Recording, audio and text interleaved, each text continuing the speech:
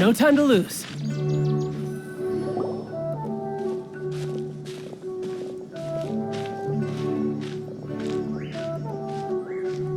Sumeru City! We finally made it!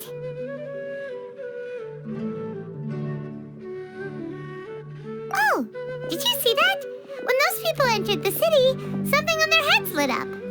One moment, please, you two. It appears this is your first time visiting Sumeru City. Oh, yeah, that's right.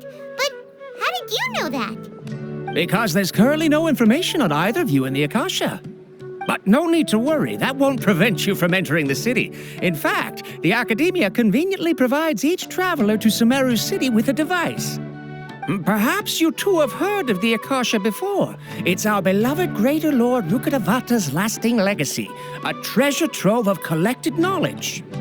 After centuries of tireless research on the Akasha, the Academia created one of its most ingenious inventions, the Akasha Terminal. As long as you are within Sumeru's borders, you may use an Akasha terminal to connect directly to the Akasha and access any knowledge you need. I should mention that due to technical limitations, the operation of Akasha terminals will be much smoother and more effective in large cities such as Sumeru City and Port Ormos. Oh, so this is the thing that Tainari was telling us about.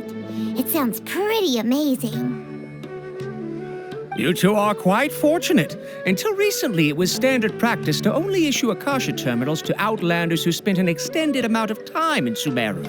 However, this policy was recently changed, and now all travelers are issued one upon arrival. Here are your Akasha terminals. Please handle them with care. It kind of looks like a leaf. To activate it, simply hold it in your hand and say the following phrase to yourself. May the mighty God bless us with their voice of wisdom. Oh, since this little doodad lets you access knowledge, maybe we can use it to find a way to meet Lesser Lord Kusanali. Let's give it a try. Ahem. May the mighty God bless us with their voice of wisdom.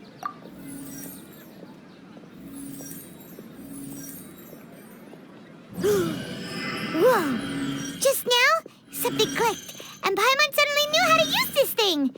It seems all we need to do is concentrate on what we want to know, and bam! You get it. Oh, that'll come in real handy.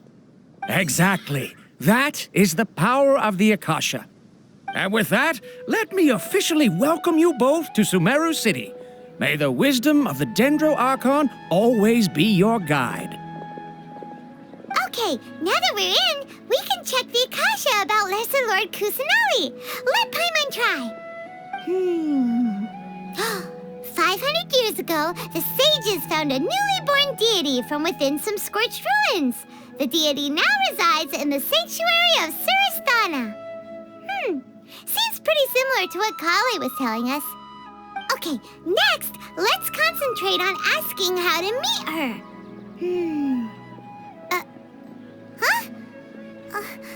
Paimon doesn't sense anything. The Akasha didn't respond to Paimon's question. Oh, come on! Ugh.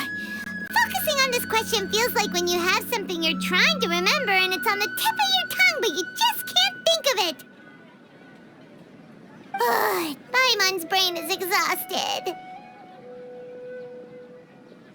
Oh, smart idea. But what are you going to ask it?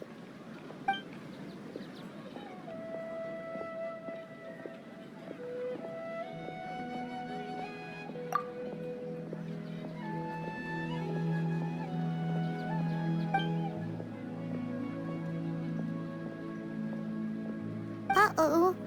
Paimon's getting all teary-eyed all of a sudden. It feels like the people of Sumeru really missed their Archon.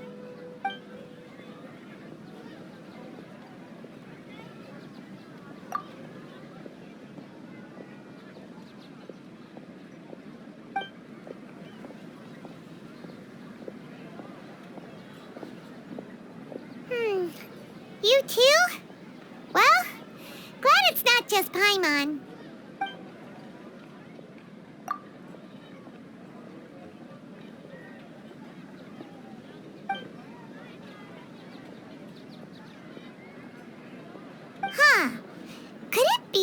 because we're Outlanders and we've only just arrived in Sumeru? You know, maybe we're not qualified to receive an answer to this sort of question or something. Well, seems no matter which way we try, we can't find anything that'll lead us to Lesser Lord Kusanali. Guess our only choice now is to try meeting with the researcher that Tainari recommended.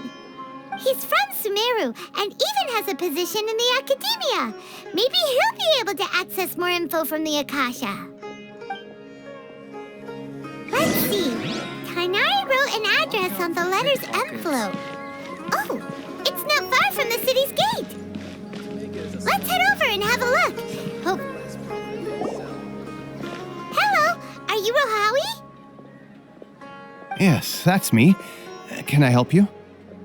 Great! You see, Tainari sent us here and... What? Tainari? Please, there's no need to say anything, really. Sure, I admit that the article I published last month wasn't my best work, and maybe the data didn't produce the most convincing results, but... Here! This is a letter from Tainari! Oh, let me see... Oh! Ooh, what a relief. You two nearly scared the life out of me. So you two just have some questions for me? Seems even Tainari acknowledges my innate ability for procuring information. So, what is it you two would like to know? We want to meet with Lesser Lord Kusanali. Do you know a way we can do that? You mean you want to meet the Dendro Archon herself? This isn't exactly my area of expertise, but let me see what I can find in the Akasha.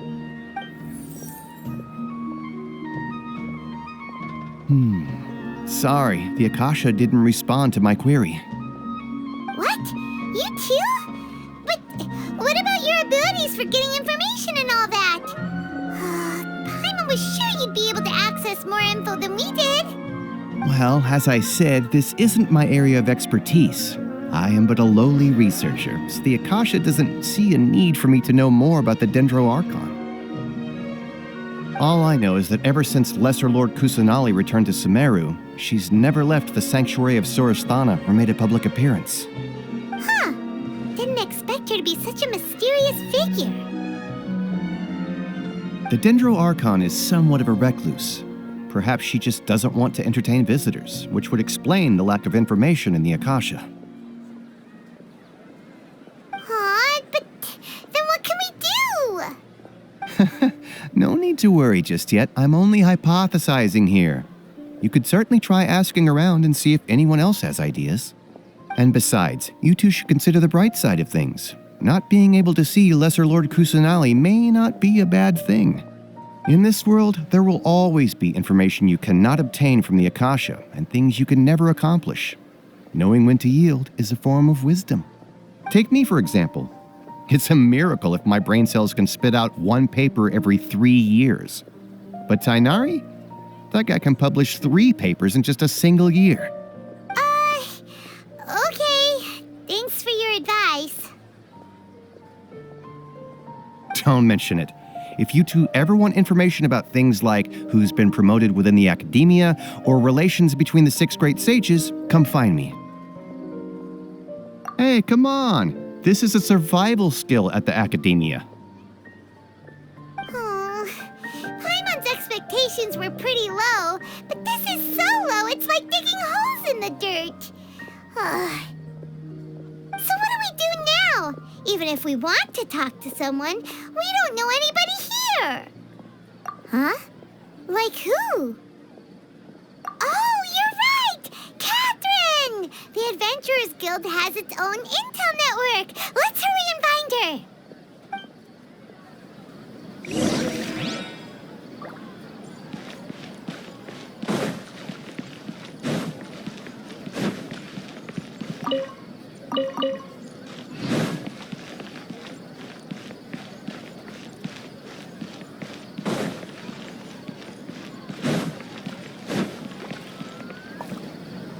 Ad Astra Abyssask. Hello, Traveler and Paimon. Catherine, we need your help with something. Understood. The Adventurers Guild is always ready to serve you. With what do you require assistance? We want to meet with Lesser Lord Kusanali. Do you know a way we can do that? You two wish to meet with Sumeru's Archon. Understood. Please wait.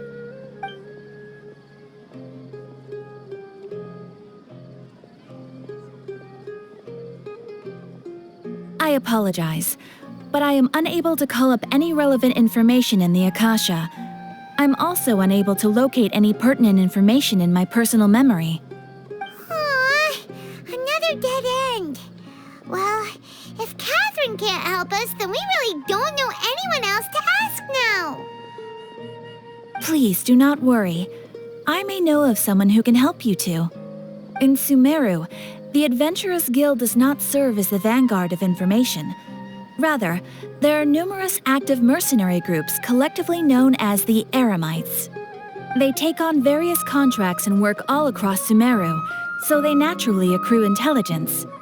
An Eremite brigade called the Corps of 30 is in charge of Sumeru City's defenses. Not only are they the oldest brigade, but they are responsible for managing and coordinating the affairs of all other mercenary brigades. Corps of 30? What a weird name. Supposedly, they are named as such because their ranks numbered 30 at their inception. Asfand, an advisor with the Corps of 30, maintains good relations with the Adventurers Guild. Though he's already retired, he and his words carry great weight within mercenary circles. If you'd like to get in contact with him, you can find him at the Corps of 30's headquarters, the Citadel of Rexar. You're welcome. I wish you two the best of luck. We look forward to your exploits in Sumeru. All right, off to the Citadel of Rexar we go!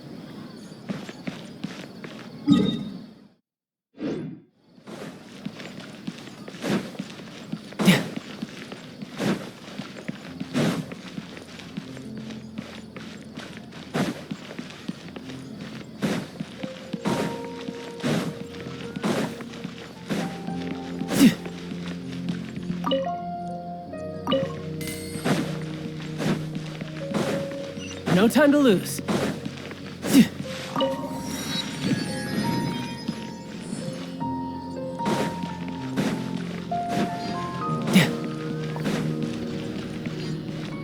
No time to lose.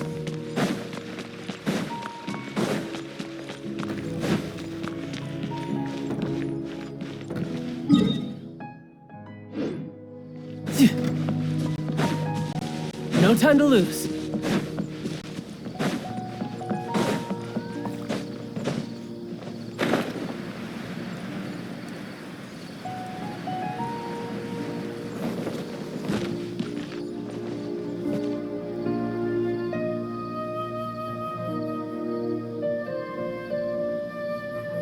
Welcome.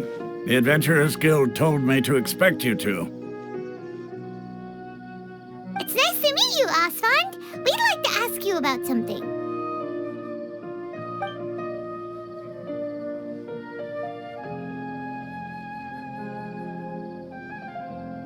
I see. So, Catherine's the one who sent you this way. Ha! It's true that the Eremites' network is vast, but even I can't help you meet the Dendro Archon. Wait, seriously? That's it? Afraid so. The Eremites aren't terribly religious, so we don't know much about divinities. As far as the Akasha goes, we can access even less than you. We originally came from the desert. The gods there died off long ago. Since those days, we've used our own two hands to carve out a living. We don't beg gods for their aid. It isn't just us, though.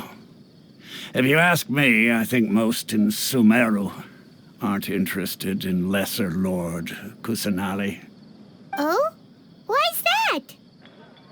Just take the Academia, for example. They're the ones who truly rule Sumeru. Although they believe in gods, most of them only care for the late Greater Lord Rugadavada. In their eyes, she was the one who founded Sumeru and gifted us with the Akasha. Lesser Lord Kusanali just happened to inherit her legacy.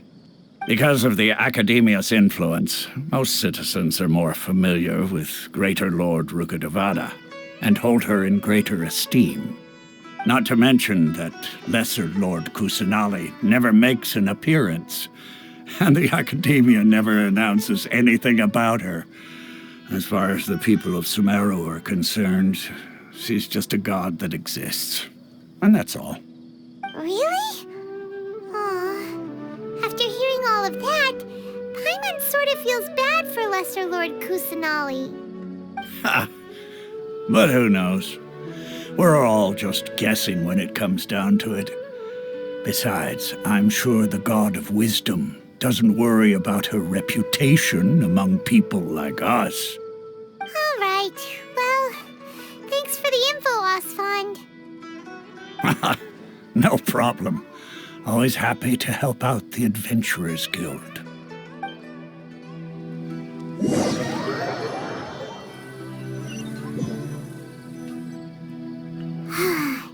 Seems Osfond was right about most people's attitudes here.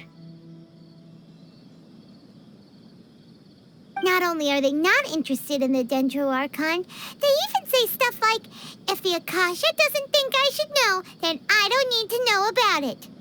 We've been asking for information non-stop ever since we got to Sumeru. But the harder we try, the more helpless everything seems.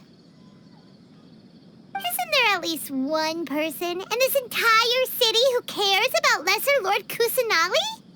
Oh, you two are interested in Lesser Lord Kusanali? Huh?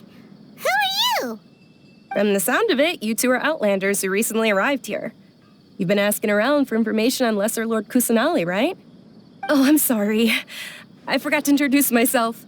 I'm Dunyarzad, one of Lesser Lord Kusanali's faithful followers. Whoa, really? Then do you know how we can meet with her? I'm afraid I can't help you with that. But your conversation earlier did happen to remind me of a legend about the Dendro Archon.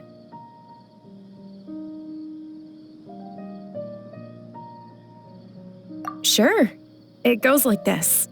Long, long ago, there was a man who heard a prophecy. It predicted that a great calamity was about to befall him.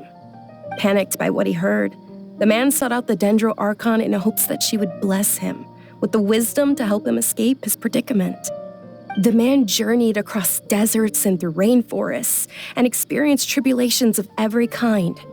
However, he still couldn't find any trace of the Dendro Archon. In despair, he thought, alas, the Archon has abandoned me. He then had no choice but to sorrowfully resign to his fate. Okay, and then what happened? And then, the calamity came. But to his own surprise, the man felt somehow emboldened by the trials of his journey. By relying on his own strength, he managed to overcome the adversity. At that moment, a bird perched upon his shoulder. This bird was, in fact, an avatar of the Dendro Archon. She said, "O Archon Seeker, do you now understand? She and her wisdom have long been found by you. Along your journey, we were in every flower and blade of grass, every ray of sparkling sun, and every breath of dancing wind. So long as you continue to think and ponder, we'll be wherever you go." Yeah, thanks for the story! Paimon feels all warm and fuzzy inside after that. In a way, it seems like this story is also one of the Dendro Archon's avatars. Dunyarzad, since you worship Lesser Lord Kusanali, can you tell us anything else about her? Of course. So did you two know that, I'm terribly sorry, but it seems something's come up now. Let's chat another day.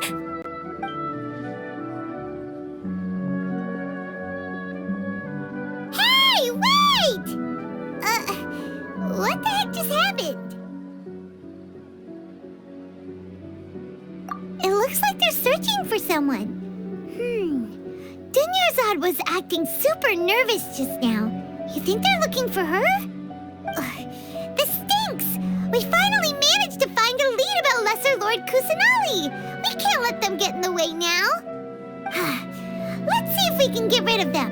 Then we can catch up with Dunyarzad! Hey, have you two seen a brown-haired girl wearing a purple top and a long blue dress? We're looking for her.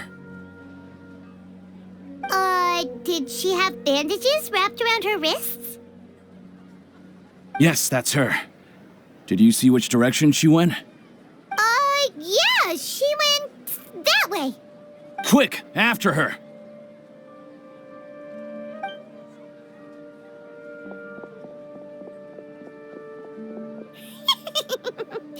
That should keep him busy for a while. Let's hurry and find Dunyarzad.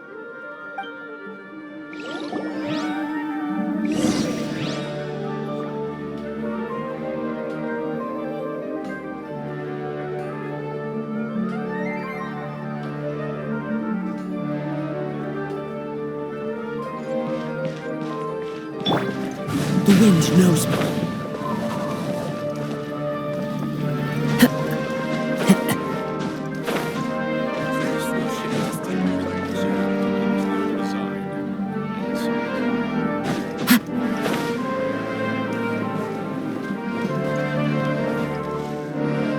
There you are, Dunyarzad.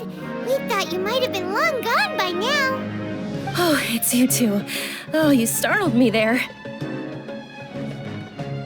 You can relax now. We threw those people looking for you off the trail. Really? Thank you so much. Unfortunately, I believe there's still more of them out there looking for me. Uh-oh, looks like there's some coming this way. Huh? More of them? Then what are we standing here for? Run! No, wait, my body isn't in the best shape. It's difficult for me to run.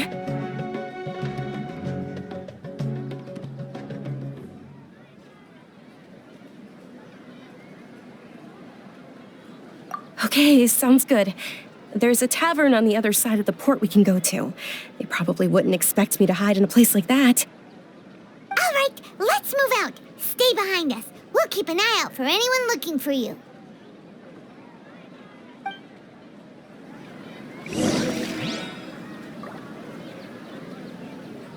Interested in joining the Light Novel Society?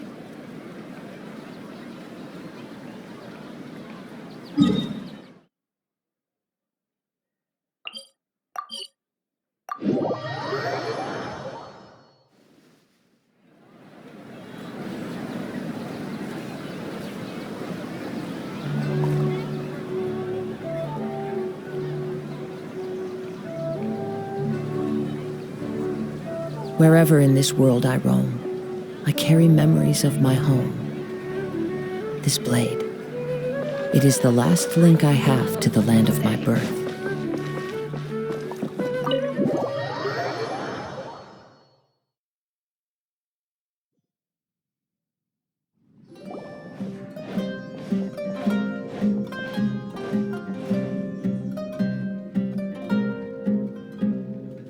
We made it. Oh, they shouldn't be able to find us now. Wait, stand down, Dia.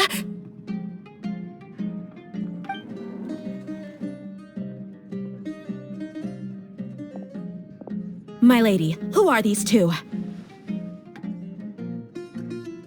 They're travelers that I met on the street just a moment ago. They happened to notice that you were all searching for me, so they helped me hide. I see. In that case, you two should scram. There's nothing here for you. Wait a sec. Who the heck are you? And why are you shooing us away? I'm Miss Dunyarzad's bodyguard, here to see that she returns home safe and sound. My lady, let's get going. You've been gone for so long that your parents are worrying themselves sick. And if I refuse to go with you? It'd be easier for the both of us if you cooperated. But if you insist on not going, then I'll have to carry you like a sack of potatoes. Hey! Dunyarzad already said she doesn't want to go back. Why are you still pushing her? Stay out of this. You don't understand the situation. Sorry, my lady. Even though I'm your bodyguard, your parents are my employers. I have to answer to them. How much? Wait, what? How much Mora do I have to pay you to become your employer? So you never listen to my parents ever again. Double? A triple? Give me some time and I'll get that much. My lady, this isn't about Mora. I don't know what you think of us Eremites, but let me say this. I like Mora, but I'll never go against my principles. That's why I'm here looking for you. Sure, it's an order from my employer, but my conscience was also telling me it's the right thing to do. And knowing your health, carelessly running around like this is gonna hurt ya. For the sake of those who love you, don't be stubborn. No, you're wrong. I'm aware of my limits and I know what I'm doing. Honestly, the only people being stubborn right now are my parents. And they know perfectly well that it makes no difference if I'm at home or not. They still won't accept reality. And every time I bring this up, they just change the subject. Dia, you've been living with us a long time already. This should be old news to you. Dia, I know it hasn't been easy for Mother and Father, and I'm grateful for everything they've done for me. But there's someone else in this world I'm also grateful to. Because she saved me. The love I have for her is the same I have for my parents. This is my life and my last chance. So I want to do something meaningful.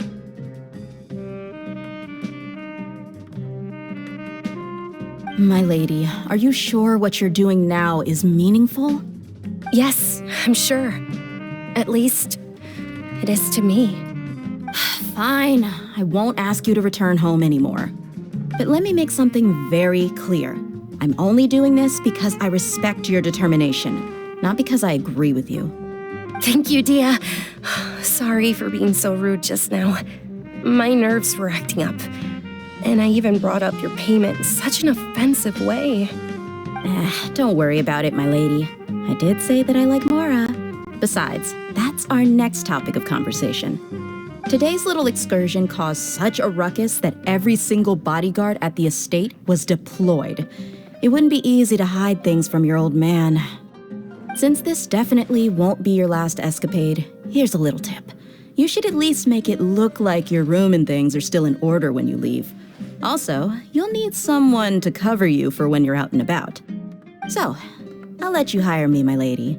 This way, everyone wins. As for the pay, let's say half of what your father pays me. We can settle the bill when we return to the estate.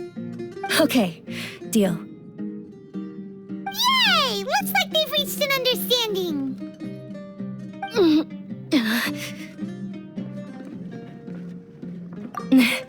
I'm fine, really.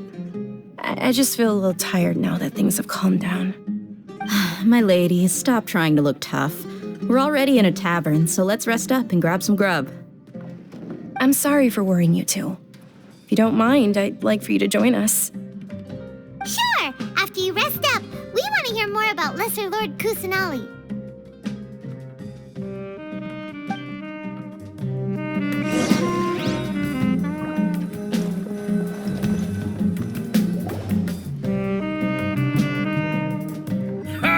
Well, if it isn't Dia, haven't seen you in nearly half a year. Word on the street is that you're a bodyguard for the Homayani family now. Don't you find that kind of work boring? Nah, you get used to it. How about a menu over here? You got it, huh? Isn't this little Miss Homayani herself? We don't get to serve personages like you very often. We'll be sure to prepare our very best. Thank you, sir, but there's no need. I don't have a lot of Mora on me, and I really ought to save as much as I can. But please bring these two the best food you have. They're my new friends, so I want to be a good host for them.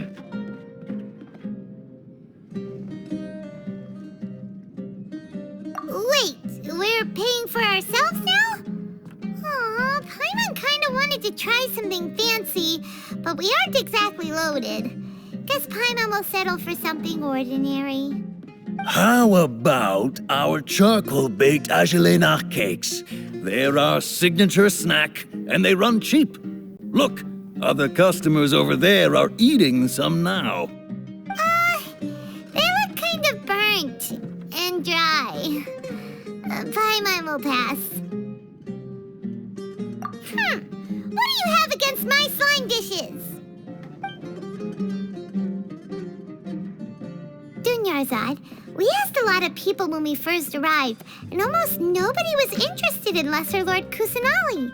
So, what made you want to follow her? Well, remember when you asked me if I knew how to meet the Dendro Archon? Even though I don't know how, I think I've actually seen her before. Huh? Really? Yes, it was when I was a child. At the time, my illness had kept me bedridden for the better part of a year. I was stuck inside and couldn't make any friends, and my parents did their best to find treatments for me. But even then, the Akasha didn't have any helpful information. My younger self no longer had any hopes or dreams. One flare-up was so bad that I was in a semi-conscious state for several days. Then one night, I woke up alone in my room. I was terrified. My body was paralyzed. Even if I cried, there was no sound. At that moment, an ethereal voice spoke in my mind. Dunyarzad, don't be scared. You don't have to cry. Dunyarzad, don't be scared. You don't have to cry.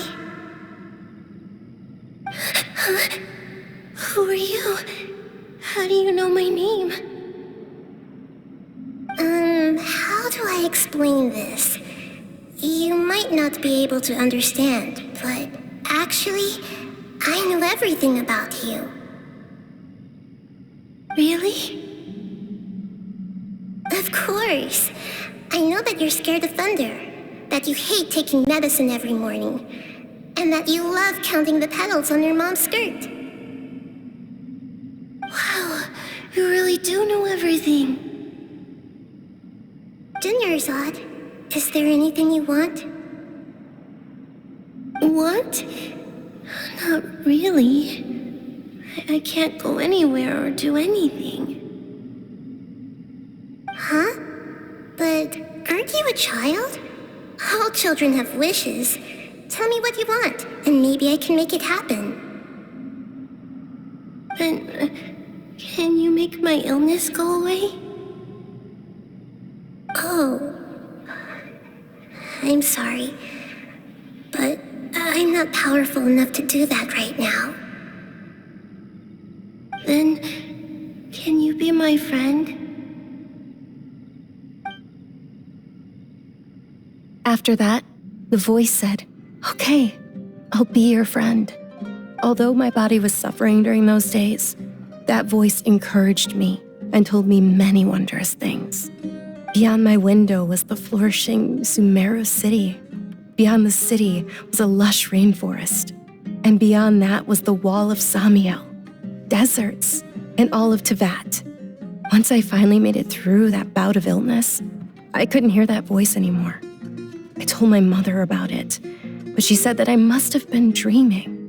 But I know that that voice wasn't a figment of my imagination. Before that, I had never heard of Tevat. Yes, for sure. If it weren't for that voice, I would have never grown curious about the outside world, nor would I have learned how to read and enjoy so many books. That voice sparked a desire for wisdom. It had to have been the Dendro Archon. I've been hoping for a chance to repay her kindness. In fact, I was running around today to help prepare the Sub-Zerus festival for her. What's the Sub-Zerus festival? It's Lesser Lord Kusanali's birthday, which was the day that she was found by the sages. It's actually an old holiday that originally celebrated Greater Lord Rukkhadevata's birthday. When she passed away, the holiday eventually became a celebration of the Lesser Lord's birthday. I heard everyone was overjoyed when they welcomed her back to Sumeru. In those days, the festival was a huge deal. But because of the Academia's influence, people have gradually lost interest in the festival. The Academia actively participates in Sumeru's many holidays dedicated to Greater Lord Rukkhadevata. But when it comes to the Sub-Zerus festival, forget any funding. They practically act like it doesn't exist. Maybe they see Lesser Lord Kusanali's birth as confirmation of Greater Lord Rukkhadevata's death, so they're reluctant to celebrate it. Aw, but that's awful. It is. It's absolutely terrible. Sure, the Greater Lord founded Sumeru, but hasn't Lesser Lord Kusanali been the one quietly protecting us for the past few hundred years? Just remember that we're still out in public. Don't get too carried away now. I know that people over by the Grand Bazaar still hold the Sub-Zeros Festival to this day, but I hadn't met any of them before, so I was never able to contribute. But recently, I made a friend there who also follows Lesser Lord Kusanali. I gave her my savings because I want her to throw a wonderful festival this year. That's the least I could do for Lesser Lord Kusanali. Hold on, my lady. Does this friend happen to be Nilu, the one who sends flowers to the estate? Yes, that's her. I saw her leaving the other day with a nervous look on her face. It seemed like she was hiding something in her arms. Did you give her something? Yes. Initially, I didn't have much Mora prepared, so I had Nilu sell one of my skirts. I've agreed with Nilu to meet up at the Grand Bazaar today and see how things are coming along. Dia, would you accompany me? Sure. That's quite the trip, though. I'll carry you. No, that would be too much, even for you. You might as well just accept the lift. If I let you walk, who knows how long it'll take us. And if anything happens to you, then I'd really never hear the end of it from your father. But of course. Nilu will be thrilled to hear there are more people interested in Lesser Lord Kusanali.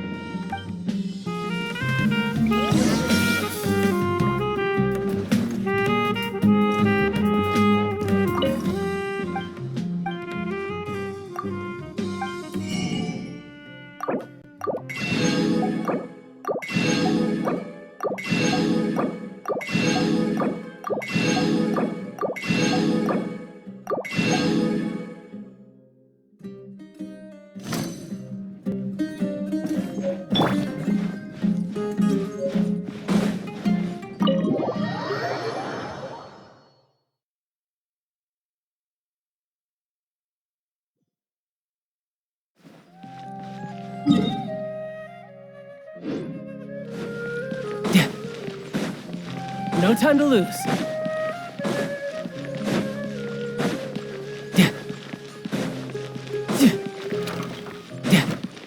No time to lose.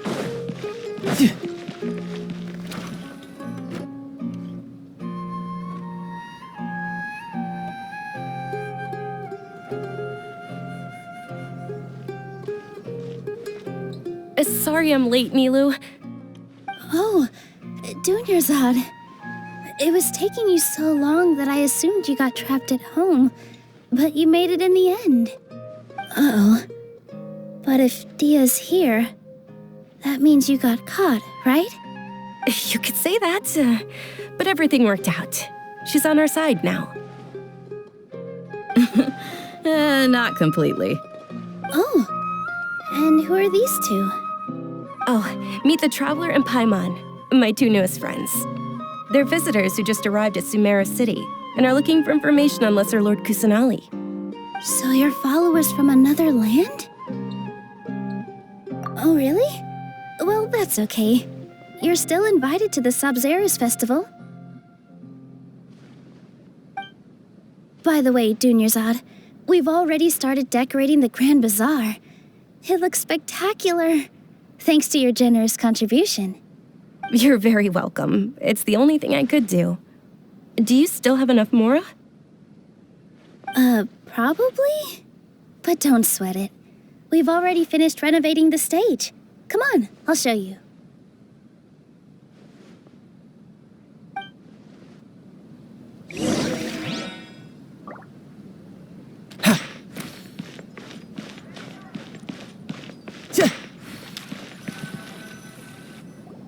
Wow! This place is amazing! Not bad. Last time I was here, the stairs were full of holes. The stairs were nothing. A little while ago, we discovered that the tree above the stage had a huge chunk of bark ready to fall off. Mr. Zubair was worried sick. We reported it to the academia many times, but they never sent anyone to deal with it. We didn't want anything bad happening, so we were going to cancel all the stage performances. Oh, probably because it was the theater asking. The academia looks down on performers like us. They probably think it would be best if the theater closed down completely. We can't let that happen, though.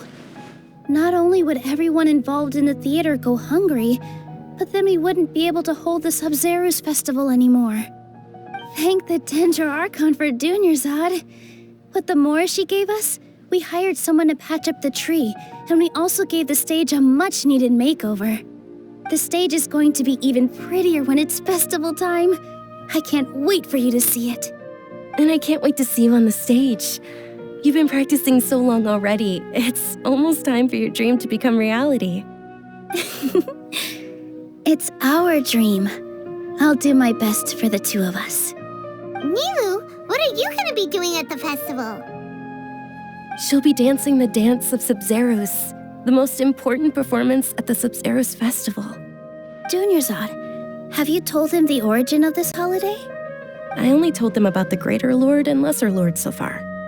Okay, then I'll tell you two about how this holiday came to be. According to legend, the Sub-Zeros festival was originally the Goddess of Flowers' birthday celebration for the Greater Lord. A long, long time ago, on one of Greater Lord Rukkhadevata's birthdays, her friends threw her a celebratory banquet. Some of the gods got drunk.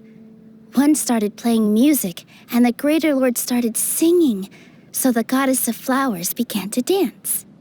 As she danced upon the grass, countless beautiful parisaras began to bloom wherever she stepped. Those brilliant purple flowers became her dazzling stage. All the gods clamored, "Oh, if only time could stop at this very moment." Of course they did. When people mention the gods, they always think of the Archon War. But Sumeru's gods also had happy times. Although they aren't around anymore, they're preserved in our tradition of dance.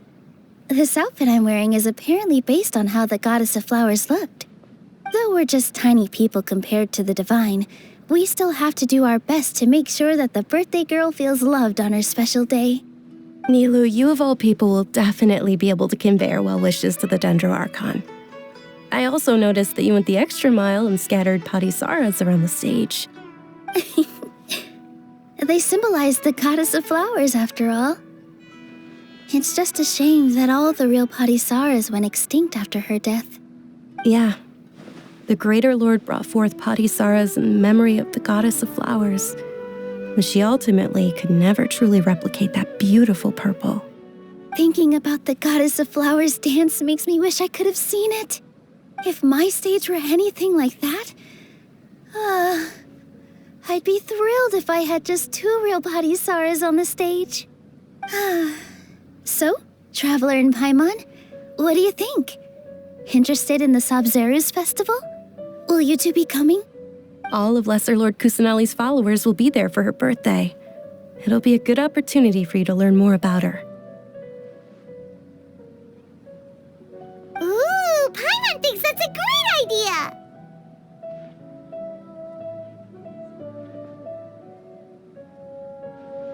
Of course Paimon wants to watch. Those two things aren't mutually exclusive, you know. So how about we all attend the Sub-Zeros festival together? Dunyarzad, let me show you which stage decorations we've picked out so far. Traveler and Paimon, if that doesn't sound interesting to you, then feel free to explore the area. Everyone at the Grand Bazaar loves Lesser Lord Kusanali, and we're all looking forward to the Sub-Zeros festival. In that case, we'll take a look around.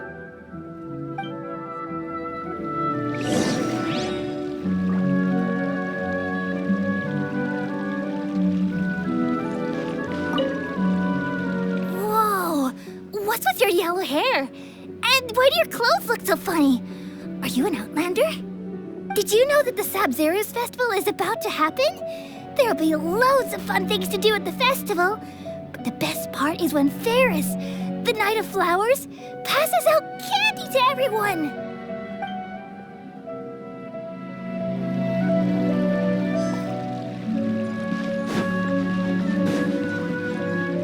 Nilu, your outfit looks amazing. There's also something different about you from when we first met up. it'd add a little extra pizzazz to my dress for the festival. See? Wow, did you sew all that yourself? Uh-huh. Sewing is a fundamental skill for everyone in the theater company because we make all our own costumes. Did you know that Mr. Zubair not only can make costumes, but props too? I've noticed that you can't keep your eyes off this crown. Would you like to try it on? May I? Of course. The legends say that the goddess of flowers had beautiful horns on her head, so this crown was made to reflect that. Dunyarzad, you look absolutely stunning with it on. It's like I'm looking at the goddess of flowers herself.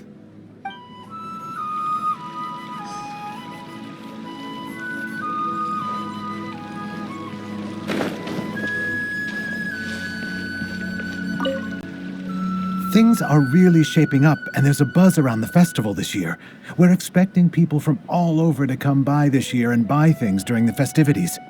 Don't be fooled into thinking that Sumeru City has the best of everything. Some festival snacks are only offered here in the Grand Bazaar. And when it comes to musicians, dancers, or singers, the Grand Bazaar's got the best of the best. Sure, those folks at the Academia might not like it, but what's a festival without song and dance?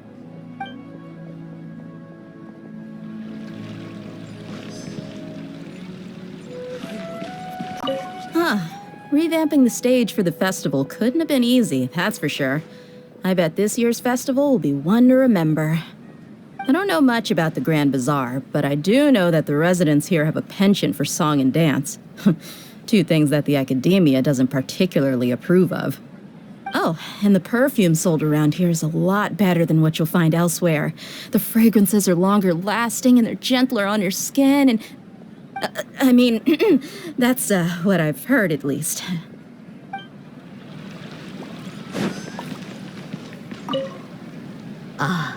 Dancing at the Sub-Zero's festival. You know, I also danced when I was younger. As a child, I even asked my grandmother why we performed the dance for the Lesser Lord when it was originally done to honor the Greater Lord. My grandmother said that Greater Lord Rukkhadevata is a beloved deity and honored by all. And Lesser Lord Kusanali is too. If the goddess of flowers ever knew Lesser Lord Kusanali, then she would certainly have wished to be her friend and hold celebrations for her too. The Sub-Zero's festival has been losing its appeal over the years. That is, until a wealthy benefactor stepped in this year and brought the festival back to life. I heard she forked out a lot of mora to make it all happen.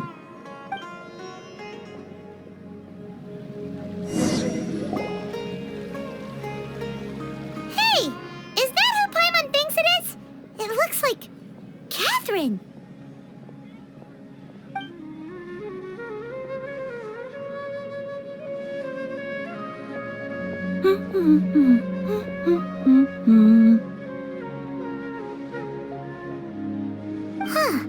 Come to think of it, Paimon's only ever seen her behind the counter at the Adventurers Guild. This is the first time we've ever seen her taking a break. Hey, Catherine! Oh, hey! It's the Traveler and Paimon! What's shaken? Whoa! Break time Catherine sure sounds a lot less formal than usual. Paimon was still waiting for her to say Ad Astra Abyssosque. Sure. Standing behind the counter at the Adventurers Guild doesn't require any complicated functions. But saying and doing the same old things over and over again can get pretty monotonous. Like watching the same Fontaine movie day after day. But take you two, for example. You travel across Tevat to enrich your lives and gain new experiences.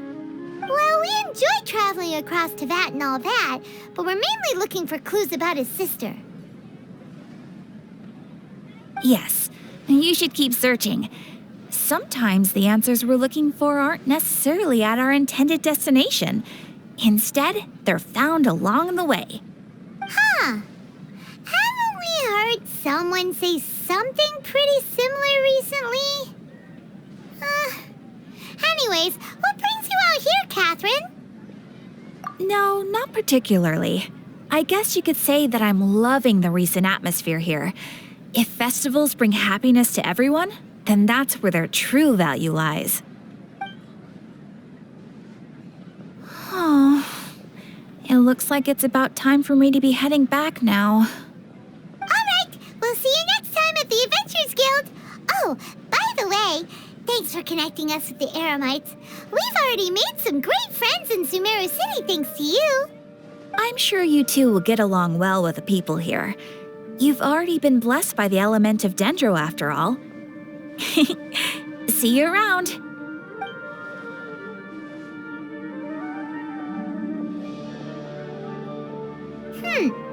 There's something really different about Catherine today.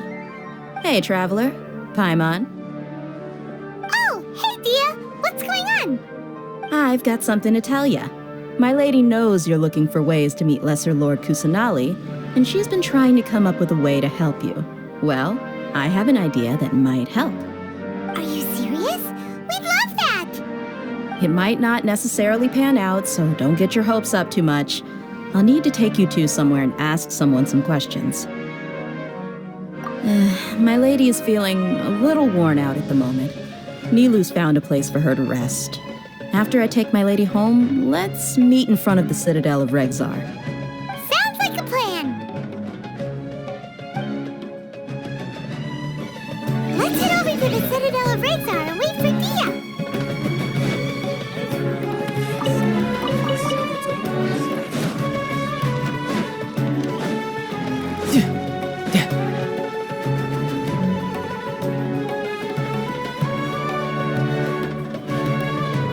Sorry, I'm late. It took some convincing for the master and mistress to believe that Miss Dunyarzad was only sitting in the port for a while because she was in a bad mood. Anyway, I guess I should be thanking you. I haven't seen Miss Dunyarzad that happy in a long time. If it wasn't for you two, she probably would have been caught and dragged back much earlier. You sure sound a whole lot nicer than when we first met, Dia. Who would have thought you had such a soft spot for Dunyarzad? It's called being a professional. I'm a bodyguard, and I work for whoever's paying. Look, Dia's blushing. Listen, you two. I don't expect to be working for Miss Dunyarzad very long, but I hope to finish things on a positive note if possible. Let's cut the chit-chat and head into the Citadel. We'll see if the person I know has a way for you two to meet with the Lesser Lord.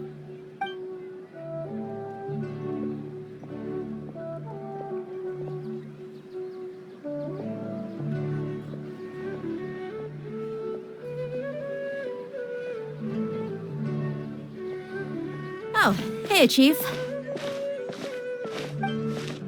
Ha, Dia! What are you doing here?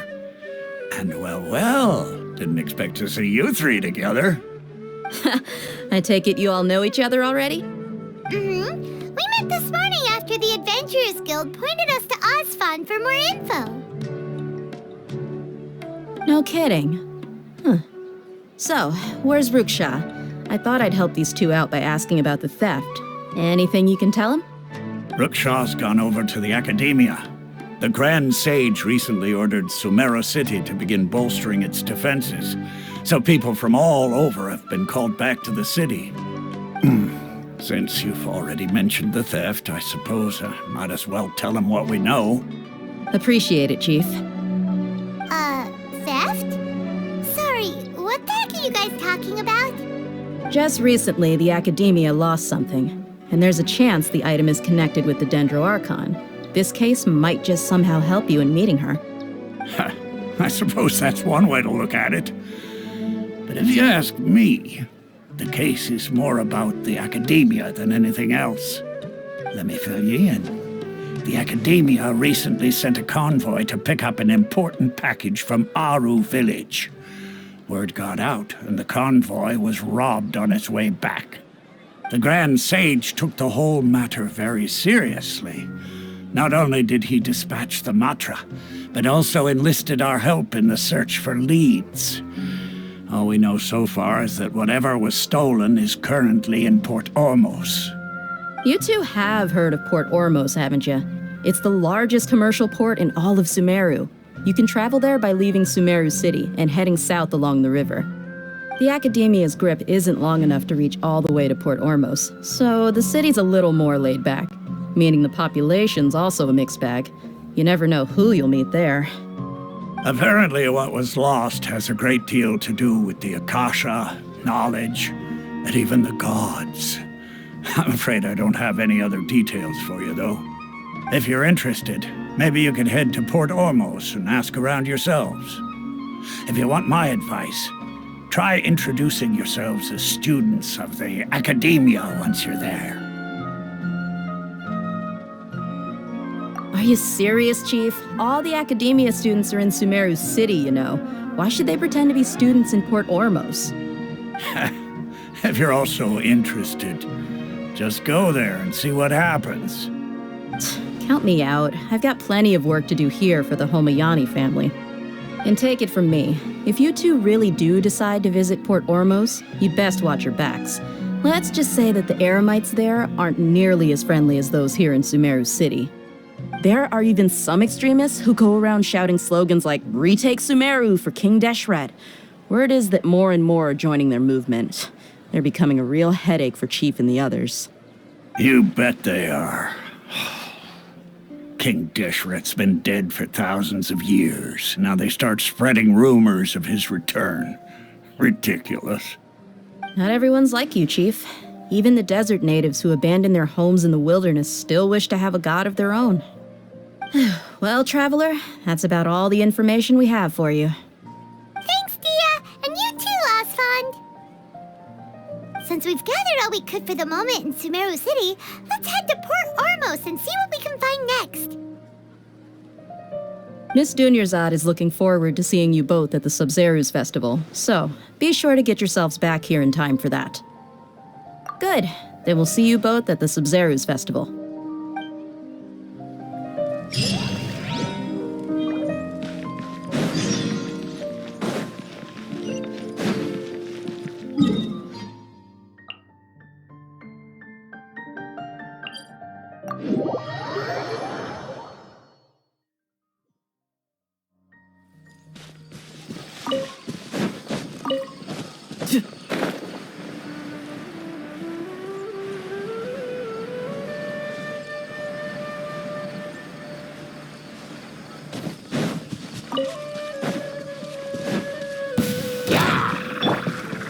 Into the wind. Let's light it up! You're mine. Who's next?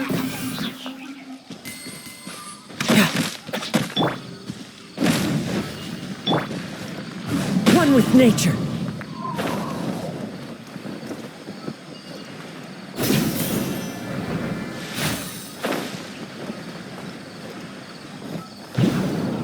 Follow the wind.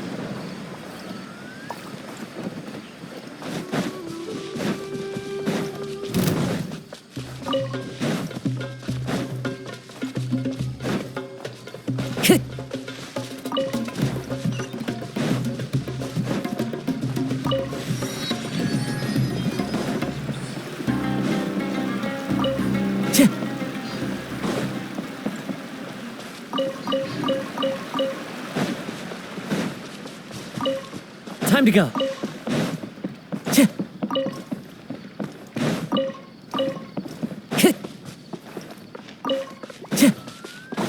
What am I going to do about this assignment?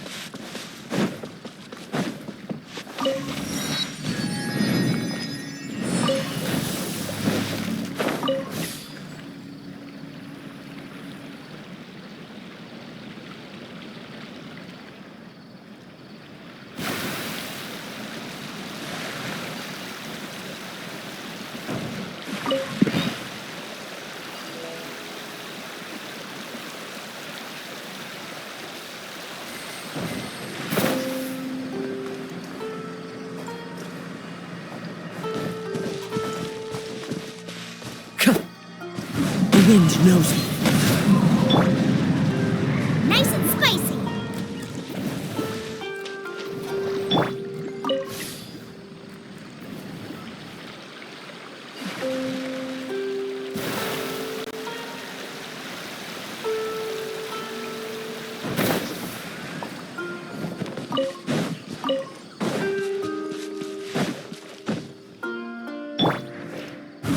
One with nature.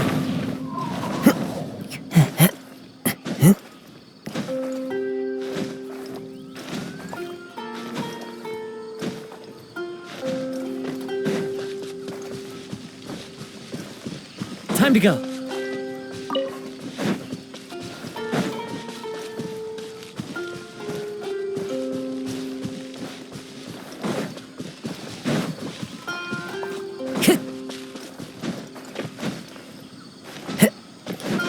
Time to go.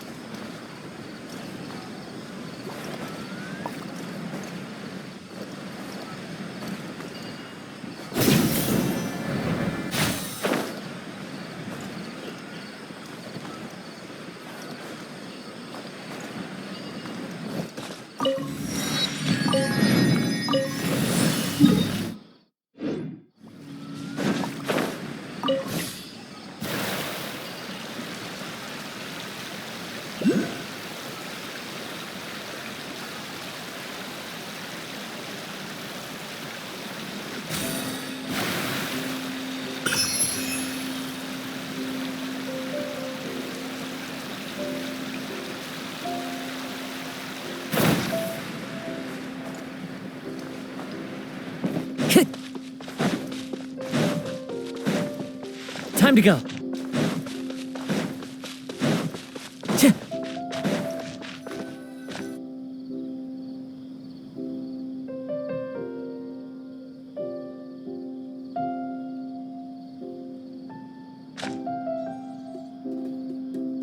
Come and have a good look yourself. Traditional spices of the highest quality, made with pride and experience. You've got a deal. I can't thank you enough for always looking after my business. Believe me, I'm not making this up. Several Eremite mercenary groups are nearly in open conflict, but does the core of 30 care? And that's not all. Did you know that... Wow! Talk about hurly-burly! This place is busy! Guess that's only to be expected for the largest port in Sumeru. Maybe it's because of what Dia told us earlier, but Paimon can't seem to shake the feeling that there's also danger lurking in these crowds. Ooh. Let's get our bearings so we can start looking for leads. We know that whatever the Academia lost is related to the gods. But other than that, we don't have much else to go on. Osvan told us to try posing as Academia students while asking around. Paimon checked the Akasha on the way here, and the Academia doesn't seem to have any research facilities in Port Ormos. Paimon doesn't get it. Won't we look even more suspicious going around saying we're Academia students and asking about the stolen item? Well, given all the people that come through here every day, if there's any information to be found, Paimon bets we could find it in the market. Let's ask around and see what we come up with.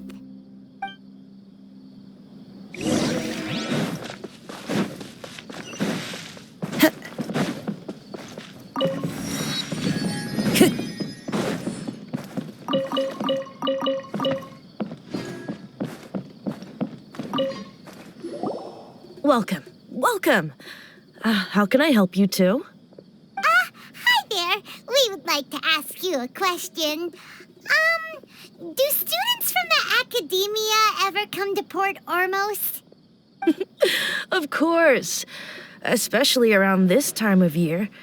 Students from Sumeru City that are about to graduate often come to Port Ormos to cut loose a little.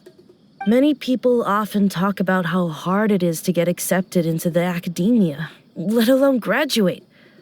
But those who finish their studies and go on to become full-time researchers at the academia have it even harder.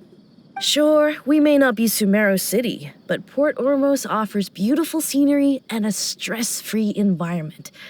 Some even say it's good luck to come to Port Ormos, so students and researchers come flocking here when things get to be too much at the academia. Ah, you see over there? Those are students from the academia. They've been looking worried and miserable ever since they got here a few days ago.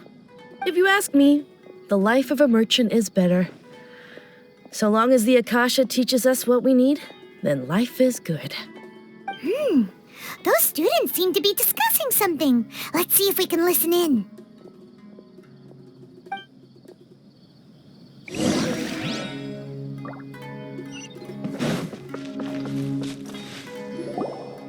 It's no good. I've tried asking around, but I haven't been able to learn anything useful.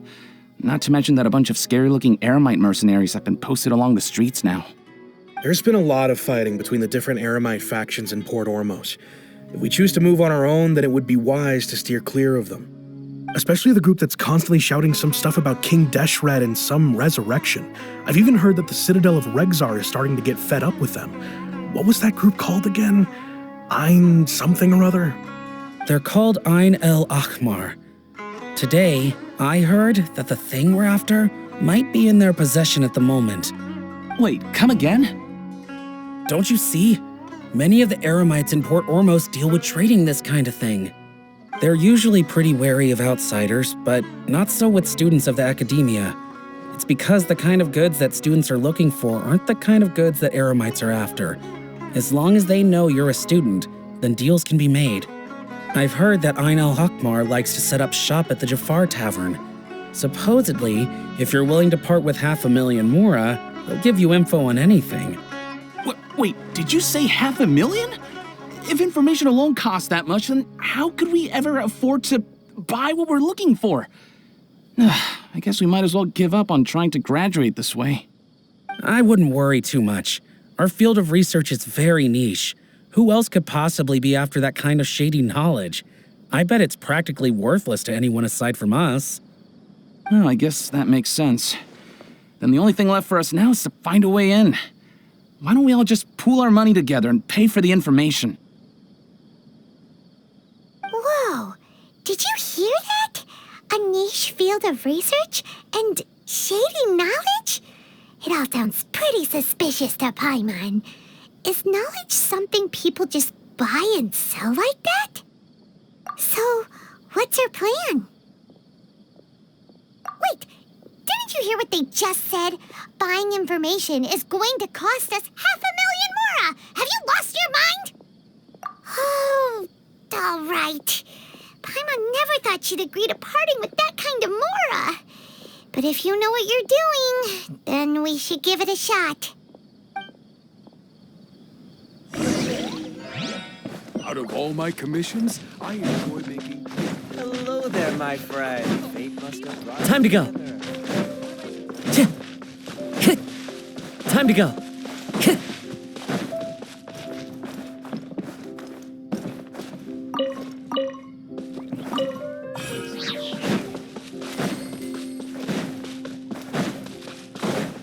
Time to go.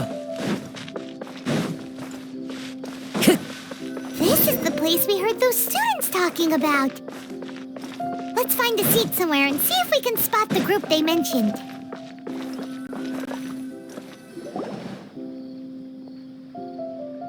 Oh, you've arrived. Please, take a seat. So, they think that they can go toe-to-toe with the boss? Huh! Once we reclaim the power of King Deshret, they'll be the first that the boss punishes. They're nothing to be afraid of. Our main rival now is the Caracal Battalion. They've also amassed a significant amount of Mora this time, so we mustn't underestimate them. How can the Caracal Battalion compete with the boss when they're nothing but a bunch of money-grubbing opportunists out for a quick Mora? Yeah, with Boss's fervent devotion, he'll be able to use this power to bring our god back this time. Huh. all these guys talk about is King Deshret, so they're probably the ones we're looking for. Greater Lord Ruka Devata. That traitor and her followers must not be spared. The day will come when King Deshret exacts vengeance on Sumeru, and all of them shall be punished. Yeah, Paimon was wondering what they meant too. We should ask about that if we get the chance later.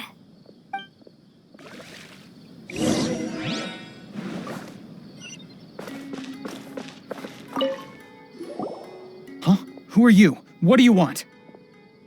A student? What's a student from Sumeru City doing in Port Ormos? Ah, well, if it's info you want, you've come to the right place. The question is, can you afford it? Oh, Paimon can't stand to see so much more go. But there's no other choice right now. Here, this is the merchant's address. Whatever you're looking for, you'll find it there. Well, what are you waiting for? Oh, that's right! We heard you mention King Deshret just now. We're actually interested to know more because we're, archaeology students! Fine. Since you've already handed over the Mora, I guess I can throw in a little extra info. As you can see, members of Ain al-Ahmar are devout believers of King Deshret. Years ago, King Deshret founded the great desert nation that was our homeland. It was an advanced civilization, far beyond anything you'll see in present-day Sumeru. King Deshret was the rightful god of wisdom, but he was betrayed by a companion he trusted. She even stripped him of his title, God of Wisdom. So, you mean the traitor was... Greater Lord Ruka Devata, yes. That shameless wretch destroyed King Deshret's civilization, and our ancestors were forced to flee to this land where we were made to suffer the tyranny of our enemies. Furthermore, she conspired with the Academia to cover up the truth of her actions, and create the merciful and benevolent facade for which she is now known. Ugh, just thinking about it sickens me. But the story doesn't end there, oh no. King Deshret isn't truly dead. The voice of the Oracle has been heard in the desert, prophesying his resurrection. Mark my words, our god shall return. And when that day comes, all followers of the traitor and all the desert dwellers who have forgotten their true god will suffer retribution together. If what I'm saying makes you shiver with fear, it might not be too late for you to become a believer of King Deshret. I don't have anything to say to you Academia people about that. I think this conversation has reached its end. Not just yet. This man is a fraud. Huh? You again? Deranged Academia lunatic. Yes, it's me again. I already warned you that if you weren't willing to sit and discuss things with me, I'd take measures to make things uncomfortable for you. Listen to me. That address he gave you is fake. Or at least, you won't find a merchant waiting for you there. This group has been boasting all around that they can provide information on a certain item as a means of luring people into their territory. Once you show up, they keep up the act until they have hard evidence that you want to purchase said item. Then they use that to squeeze you for all the Mora you're worth. Hey! Shut it all, Hatham! What are you playing at, trying to ruin our business like this, I told you the other day. I wish to discuss my terms with your boss. Ha! The boss made it perfectly clear that he won't negotiate with you. Yes, and in no uncertain terms.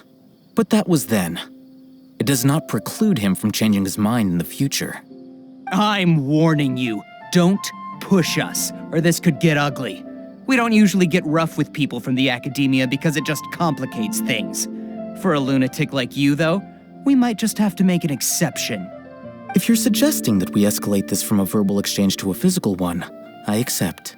After all, even the Archons used war to negotiate the ownership of Tevat. If, on the other hand, we can't agree on any means of negotiation at all, then I'm afraid my next course of action will sting a little more than the mere falling through of a few business deals. I will jeopardize the Eremite's reputation, which I know you value above all else. I am quite confident that if I began to take such action, your boss would willingly approach me himself. However, I fear that by then, some things will have happened that cannot be undone. Also, a word of advice. I suggest you tell your boss exactly what happened here today. Otherwise, he might blame you for not telling him in the future. What did you say? Consider this. Have I ever failed to follow through on my word in the past? This guy is really out of his mind. Okay then. If you really have a death wish, let's meet a week from today. The pier in front of the Pharos Lighthouse, 4 o'clock in the afternoon, sharp. Don't expect us to hold back. Not so fast. First, you return the 500,000 mora to them.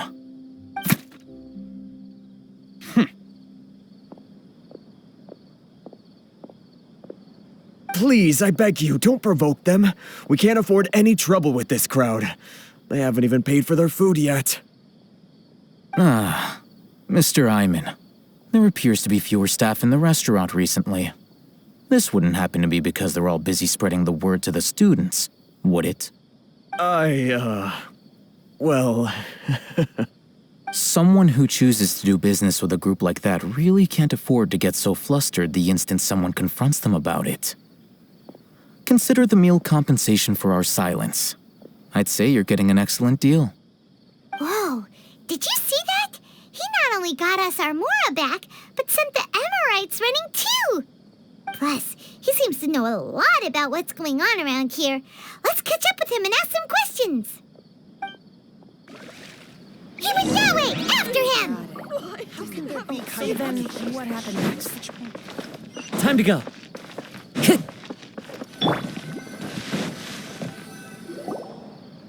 Wait up! It's Al-Haytham, right? What do you want? No need for thanks. My goal was to get to them, and you two gave me just the opportunity I needed. We're even. Oh, I advise you to keep your distance from them. Since they weren't able to make off with your Mora in the end, they might harass you again in the future. All right. Goodbye. Hold your horses! We still have something to ask you about! Since you tore through their scam right in front of them, you must know the real story about certain something, no? Who exactly are you two? And why are you inquiring about that? A student. Right. Look, you should know that those thugs conducting business with you had nothing to do with your lie. Huh? Oh, yeah! He's really strong. Weren't you saying something about a physical exchange? We can help with that. He doesn't even have a vision. Forget it. Maybe not, but he can still use elemental energy. Otherwise, there's no way we'd go asking for info from from guys like that. Those hot-headed thugs are definitely gonna bring a lot of backup for your next meeting. Even if you don't go alone, you won't regret taking us with you.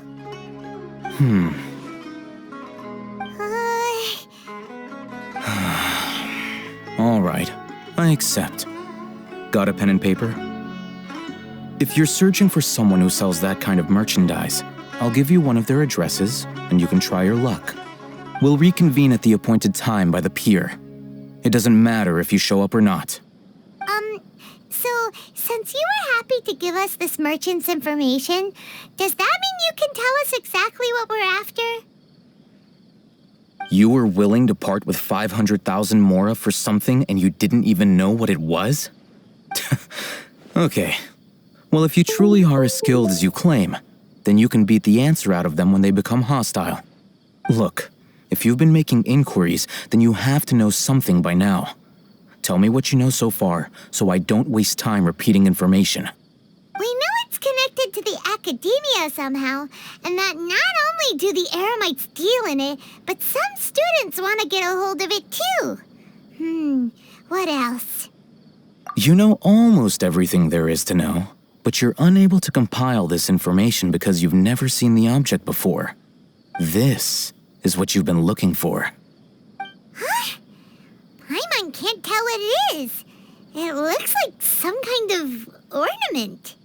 This is a knowledge capsule. To put it simply, it's a vessel that can store a fixed quantity of canned knowledge. It's like a miniature Akasha. Anyone who links it to their personal Akasha terminal instantly becomes privy to its contents. Correct. Anyone. Unlike the Akasha, which heavily regulates who can access what information, knowledge capsules confer their contents without any requisites. That's amazing! It's essentially a convenient and harmless vestibule for knowledge. Unfortunately, it's illegal in Sumeru to privately possess or trade them.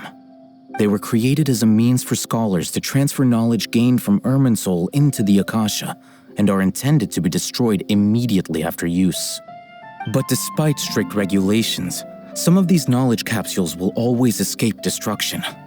After all, there will always be those in this world who are dissatisfied with life as designed for them by the Akasha and wish to change their fate. Over the past century, a wide variety of canned knowledge has been leaked from the academia. Now, in Port Ormos, the valuable ones are a means to Mora for the Eremites.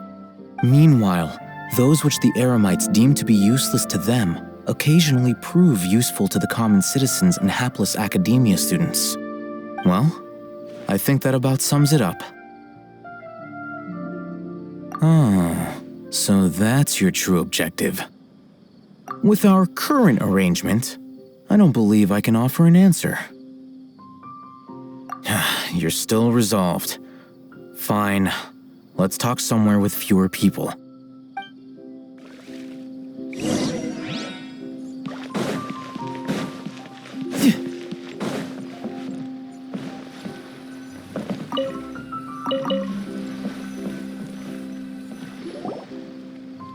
Let's continue our conversation here. If you wish to learn more about the knowledge capsule that the Academia lost, then you must help me with something. I need you to find someone named Dory, a traveling merchant. Unlike the peddlers who hawk inferior knowledge capsules, she often has quality goods in stock. Some say that as long as there is profit to be made, there is nothing she won't dare to sell. She's guarded against people from the Academia because most of her wares don't comply with Academia regulations. I think she blacklisted me. I met with her informant, but it soon became clear that they had no intention of letting me get any further. Become one of Dory's customers and earn her trust. This is my condition for further collaboration. Why do you want us to meet with her? Until you complete this task, you don't have question privileges. Fine. So how do we go about doing this? You two are outlanders who haven't been here for long, so Dory should view you as safe clients. I'll give you the informant's address and their contact password. Beyond the password, though, I have no way of knowing what other tricks she might have up her sleeve. You'll have to improvise. This is kind of nerve-wracking. The true challenge begins after you meet her. She has a keen nose for Mora and a shrewd eye for wares, and she only likes customers who she deems to have good taste. I'll prepare some funds for you. Buy her highest quality wares and earn her approval. But we only just saw a knowledge capsule for the first time. We don't know how to tell which ones are good and which ones are bad. Is that something we can learn quickly? That's true. Have you two heard of elemental sight? Oh, that's a surprise. Guess I'll have to hold you in higher regard. Anyway, that ability should resolve your issue.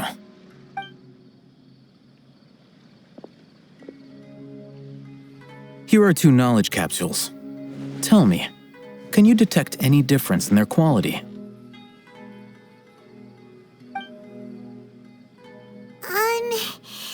They look the same to Paimon. Try inspecting them with elemental sight. How'd it go? Did you see anything? Rumor has it that higher quality knowledge capsules generally appear brighter when viewed through elemental sight.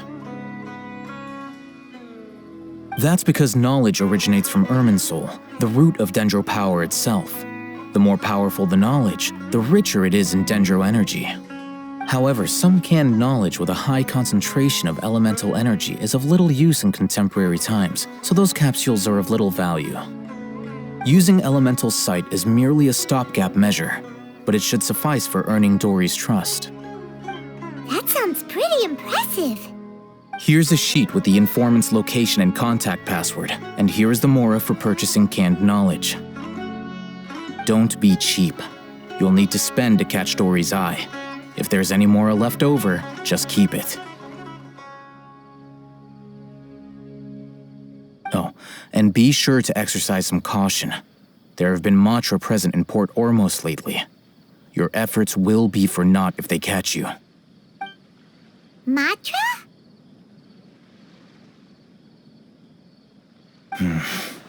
They belong to the Academia's regulatory body.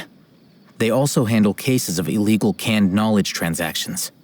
Like I said, the Academia has banned both their trade and possession. The Matra are razor sharp. You're in for nothing good if they lock their sights onto you. If you two want to back out, now's the time. Okay, then we have a deal. If you succeed in your dealings with Dory, come find me at the Wikela Funduk. We'll have an open discussion then. Looking at what Al-Haytham wrote, Dory's informant is a trader near Old Ormos.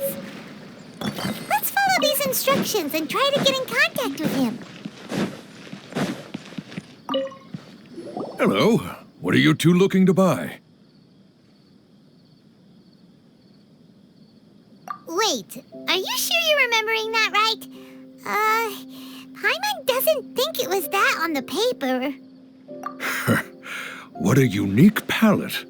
We have unripe hara fruits, but we usually keep them in the back.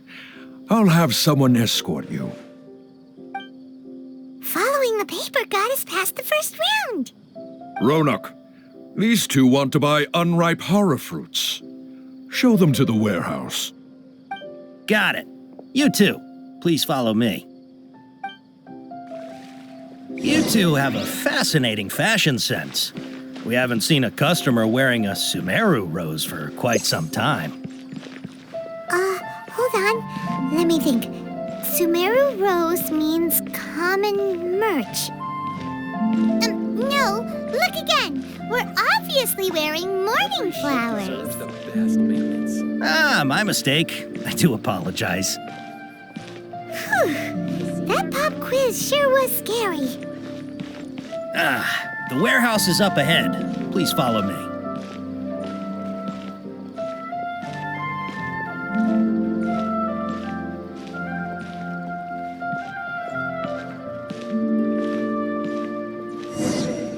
Before I retrieve your products, I need to confirm a few things. Please forgive me, but we may not have sufficient stock for you today. Earlier, many of our hara fruits were taken by mice. Thanks. If better goods come in, you'll be the first to know. You look like you have some skill. Why don't I pick out some fruits that'll make you dizzy?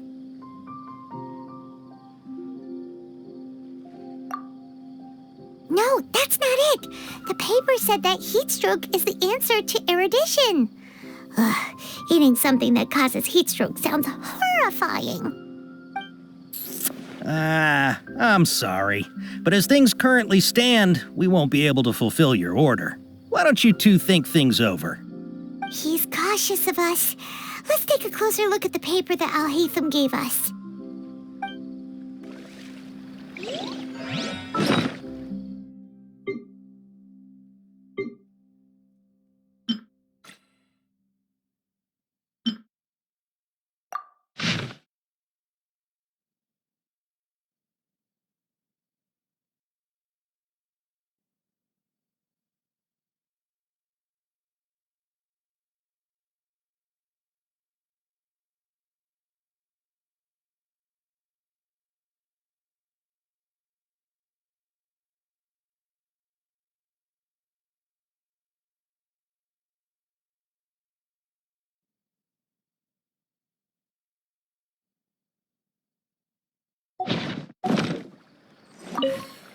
Before I retrieve your products, I need to confirm a few things.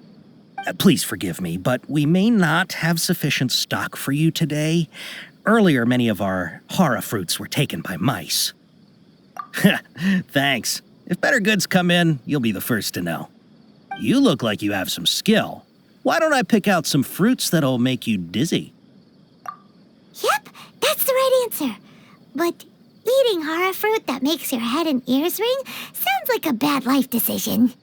Would you like your hara fruits to be packaged in the Sumeru City or Port Ormos style?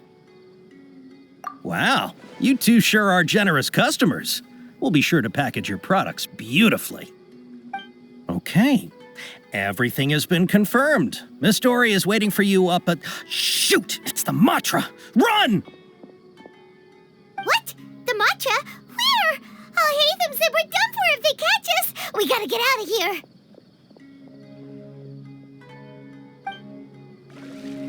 We don't know this area, so let's follow that informant.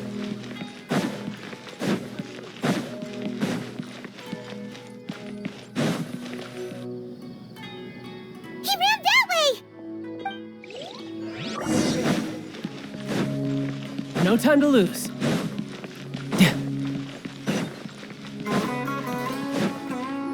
Look, he's over there.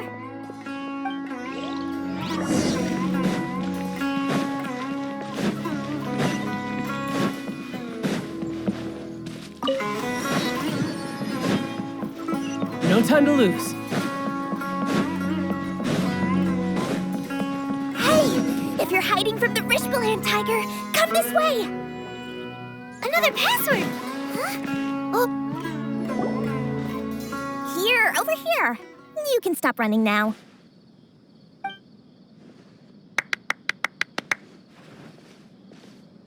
So you were the one who was calling out to us just now. But, are we definitely gonna be safe here? These two good customers wish to buy some hara fruit, Miss Dory. And if there's nothing else, I'll just excuse myself. Oh, very good. Thank you. Huh? Wait, you're Dory? I'm unsure thought you'd look a whole lot scarier. Hey, what are you trying to say, Princess Pea-Brain? I can be scary enough when I need to be, believe you me. If you don't watch what you say, then you can forget about doing any business. But it seems you two have actually done pretty well so far. Not only did you manage to find the informant, your reactions were also pretty sharp. You don't really look like criminals or anything, but I bet my Mora that you've been involved in some shady dealings, haven't you? Paimon's not sure if that's supposed to be a compliment, but we'll take it. I can't risk doing business with people who start huffing and puffing after just a few paces, no matter how much Mora they might have. Not only will they get caught by the Matra, but they'll also get us into trouble. As decent folks trying to run an honest business, we don't need any of that. Wouldn't you agree? So that's why I prefer to have customers like you. It's your first time here, but don't worry, I won't ask too many questions. Even if you wish to buy enough knowledge capsules to decorate your house with, please knock yourself out. As long as you have lots of round, shiny Mora, then we're all good. Ah, yes, of course, of course. Go ahead, help yourselves. Voila! Wow, she has a trove of canned knowledge. Whew. She'd probably be in serious trouble if the Matra caught her with all this. What kind of products do you seek, my dear customers? Don't worry, I'm not interested in your reasons for buying. I can, however, offer some suggestions. Take this one, for example. An analysis of the sociological ideology and dialectics of the Hilichurls. Only 3 people in all of Teyvat have ever studied it, making it extremely rare. It's on sale now for 350,000 Mora. Yeesh, who would want to be an expert in that topic? Or how about the architectural styles and construction methods of Teyvat in the early Archon War period? With this one, you can become an expert in historic architecture preservation and find an excellent, well-paying job in nearly any nation. Ooh, now this sounds like it could be useful. 2 million Mora, and it's yours. No discounts. Whoa! That's a lot of Mora! Of course, you are free to pick whatever your heart's desire. The contents and price of each knowledge capsule are indicated in small text on the body of each one, down at the bottom. All right, let's try the method that Al-Haytham mentioned.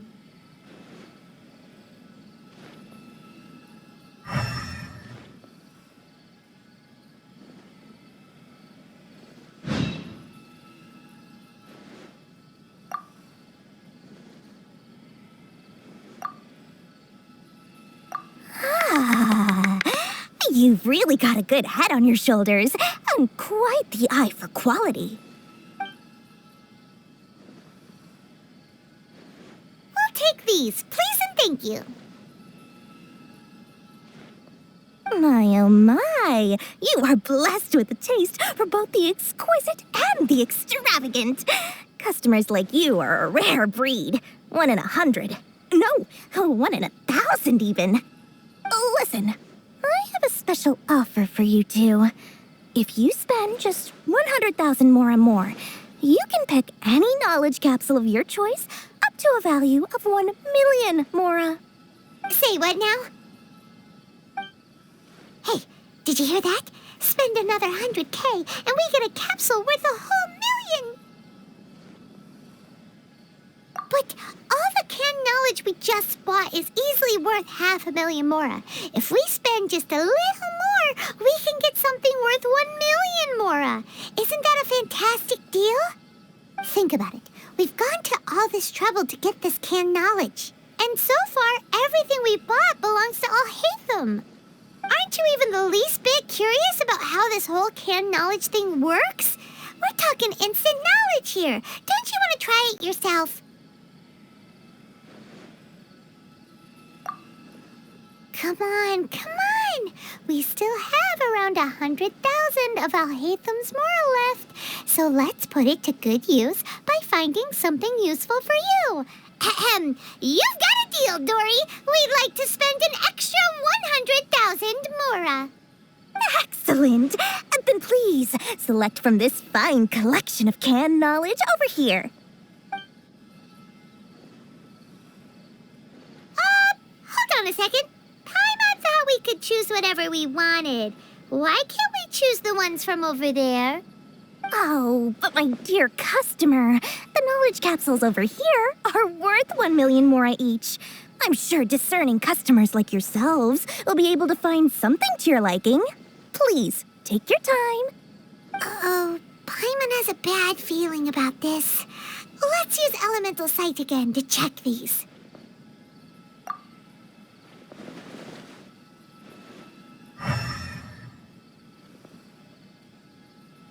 So, what did you see? So, they're all worth about the same amount? Well, anyway, the Mora's already been spent, so let's at least try to find something useful. Let Paimon take a look here. An introduction to traditional Sumeru brewing techniques, the art of growing spices, an overview of ancient runes. Oh, how about this one? Sword Fighting Techniques 8. Not sure we'd ever find volumes 1 through 7, but at least this knowledge should be useful, right? Let's go with this one. Dory, we'll take this one. All right, very good. I'm expecting some new goods in the next couple days, so be sure to check back again soon. Whether it's canned knowledge or anything else you need, bring your Mora to Dory and doors will open. Our dealings with Dory went smoothly enough. Let's head to Wakala Funduk and meet up with Al-Haytham. Hopefully now he'll finally tell us about what the Academia lost.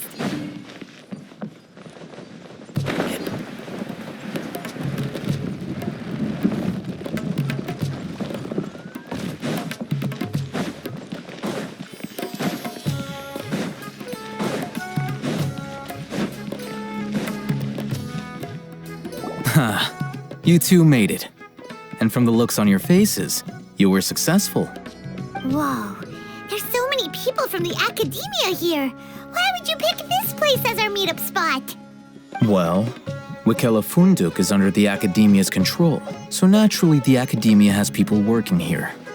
I came to Port Ormos under the pretense of conducting official business. You're a pretty daring guy. Relax. No one here is interested in anything we say, and the Matcha won't come here. Okay now, tell me how your encounter with Dory went. Okay, we did what you asked. So, can you tell us about the knowledge capsule that the Academia lost now? Before that, I have to ask, why are you two so intent on tracking it down? You don't have to answer, of course. Yeah, he just wants to meet the God of Wisdom and ask her about something important. We've been in Sumeru for a while now, but we still haven't found a way. When we heard that the Academia had lost something that might be related to the gods, we came here in case it turned out to be our lucky break. In that case, you're on the right track. A short while ago, the Academia lost a knowledge capsule in the desert. It's supposedly a divine knowledge capsule. Use it, and you'll gain the wisdom of the gods. Wow, there's really such a thing as that? Hey, if we find it, do you think we could learn how to meet the Dendro Archon? Ooh, or how to find your sister? I highly doubt it has any mystical properties, but it does indeed exist. And it's right here, in Port Ormos. So, where exactly? That's what we need to find out next. I won't deny that. I am investigating because I'm curious as to what the divine knowledge capsule truly is. As you know, the Eremites in Port Ormos also have their eyes on it. It is an extremely precious item. The knowledge contained within may bring great power or wealth to whoever has it in their possession. Several brigades have been vying for ownership of it as of late, but there is still no victor.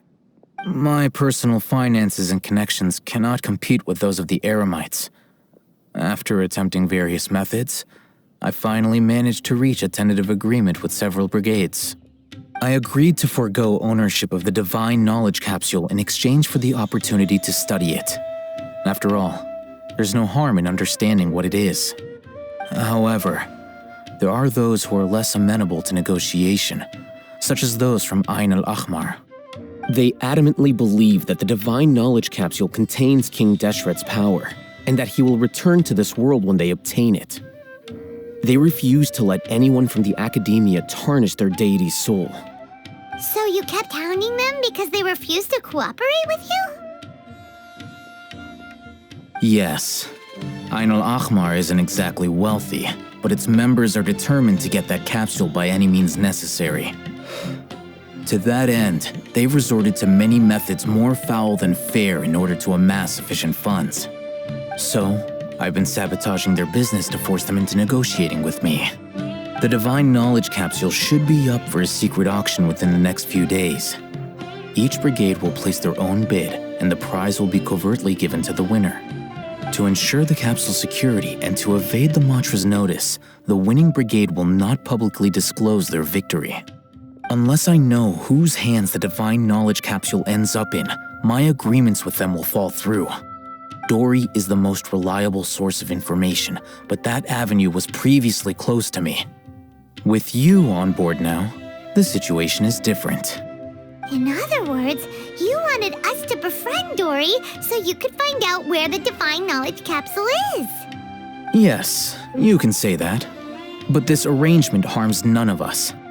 The day after tomorrow, go back to Dory and try to purchase information on the divine knowledge capsule's whereabouts. If she has no information, wait 2 days and approach her again. If I get the opportunity to study the divine knowledge capsule, I will relay my findings to you. Will that suffice as compensation? Okay, then we'll meet up in 2 days.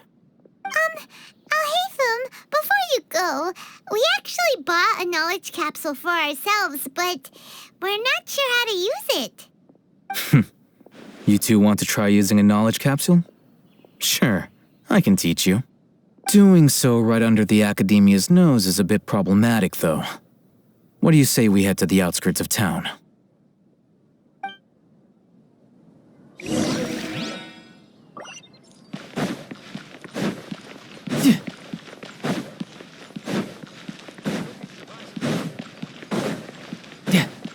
No time to lose.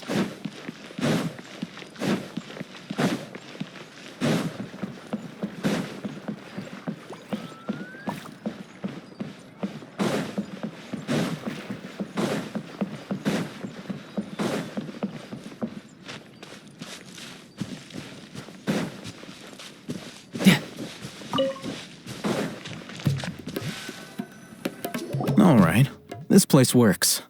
Show me the capsule you purchased. Here.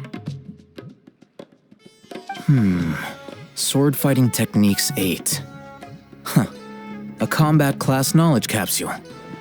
This class is something of a rare find these days, since most have been taken by the Eremites to augment their battle capabilities. Really? Ah, yeah, what a great buy! If you want to determine the efficacy of this capsule, I can evaluate your combat ability. However, effects will likely be minimal if you already possess a high amount of strength. We can conduct a controlled experiment where you fight 2 battles, one before using this knowledge capsule and one after. While you fight, we can use an Akasha terminal to monitor your various physical parameters. There may be variances in your physical strength between the 2 tests, as well as a disparity in your opponent's abilities. But don't worry, I'll run statistical analyses afterward to mitigate any confounding effects. Wow! You must have been one of those guys at the Academia who got top grades on everything. Paimon's curious about something, though. You definitely weren't one of those students who needed canned knowledge to graduate from the Academia, right? So why are you risking getting caught by the mantra for this capsule? When you are unable to understand a researcher's actions, most cases can be attributed to curiosity. This is but one theory. Sounds like you're trying to avoid the question. All right, let's begin the test. Just fight as you normally do.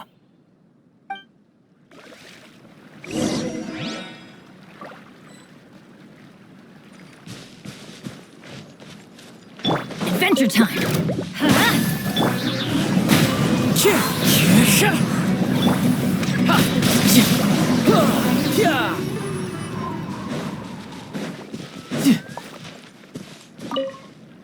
All right. I'll link your Akasha terminal to record data. The next step is to use this knowledge capsule. Hold it in your hand. I'll help you establish a connection with it so you can activate its power.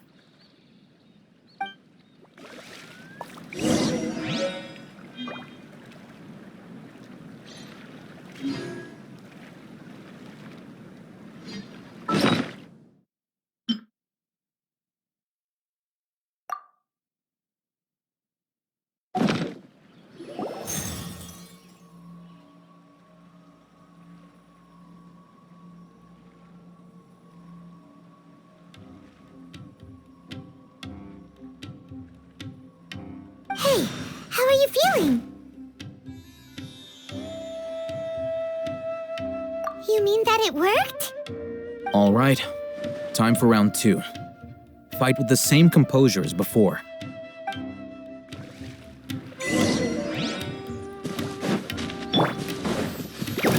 Let's light it up!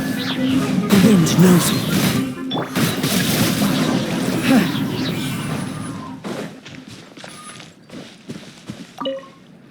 Now, I'll start recording data again.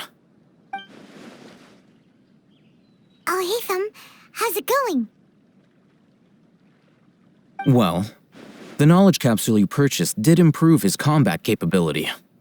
During the second fight, his overall fighting performance increased by 0.073%.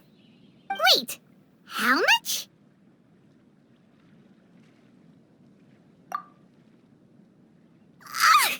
Dory's such a jerk! She totally scammed us! 1,000,000 Mora? This thing isn't worth a tenth of that amount! Of course, this could be because he is so powerful that the capsule's contents were unable to produce a substantial increase. At the very least, this test allowed me to gain more insight into you two. Our deal seems increasingly worth my investment. I'm heading back to Ikela Funduk. I await your response in 2 days' time. This is Mora for when you ask Dory for information. Pay her as much as she requests.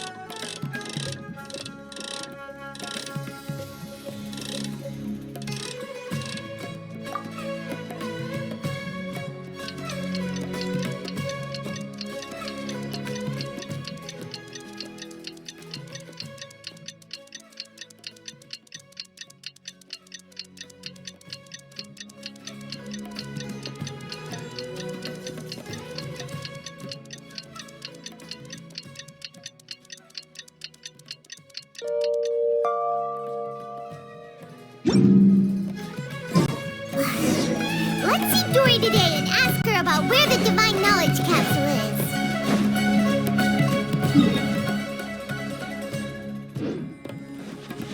No time to lose.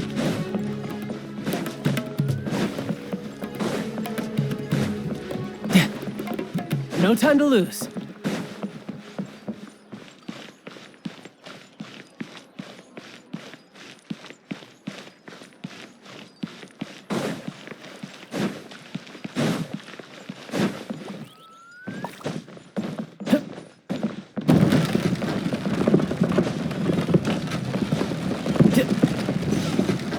Who's next?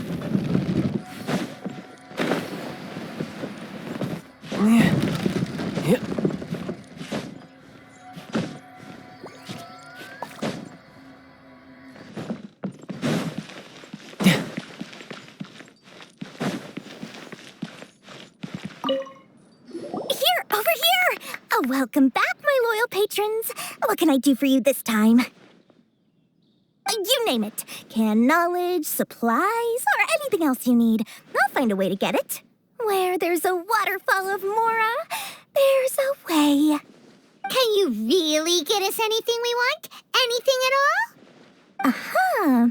So it appears that canned knowledge alone is no longer sufficient for your opulent appetite. Then please oblige me. Tell me what you have in mind. Oh! I knew customers with pockets as deep as yours would undoubtedly crave something more profound than ordinary canned knowledge. But you know, that kind of information isn't going to be cheap. After all, I had to work really hard to weasel my way into the auction site. Not to mention that if anyone found out that I was the leaker, I would be in big trouble. But how can we be sure your information is accurate? Paimon's curious how you just happen to have this kind of info the moment we need it. Because to me, anything of value is what I consider to be my supply. Therefore, I must always be aware of what's hot on the market in order to secure more sales. As for the information's authenticity, well, you've no need to worry about that. I used a camera to take a picture of the transaction. That way, no one can dispute it. It's always a pleasure doing business with such sterling patrons. Now that you've paid in full, here's the scoop. The Divine Knowledge Capsule was purchased yesterday by a certain Misery, the leader of Ain El Ahmar. Ain El Ahmar? You mean the Eremites who worshipped King Deshret? Ah, so you're already familiar with them. The group has done everything in their power to obtain the Divine Knowledge Capsule. After all, they believe it contains the power of King Deshret. That Divine Knowledge Capsule is unlike any other canned knowledge I've seen before.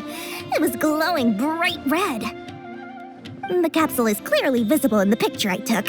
You can look for yourself. Thanks for the info, Dory. Please, it's my pleasure. It's all thanks to discerning customers such as yourselves that my efforts yesterday were not in vain.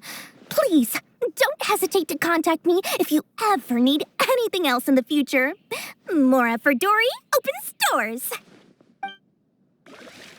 Well, we figured out where the Divine Knowledge Capsule is. It turns out it ended up in the hands of Ain el-Ahmar. Let's head back and talk to Al-Haytham.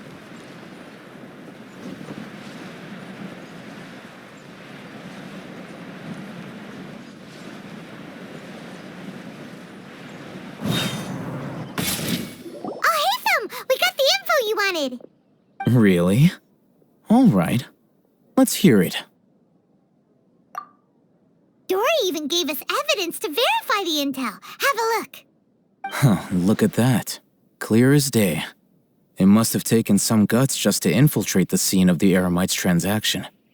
But then to get close enough to take a picture like this. Bold move, Dory. Very bold move. All right. The person in this picture is indeed Misery, the leader of Ain el-Ahmar. And the glowing red capsule he's holding appears to be the Divine Knowledge Capsule. In which case, if we play our cards right, when we confront them next week, we should be able to force them to show their hand. At first, Paimon didn't get why you were provoking these Ain el-Ahmar guys.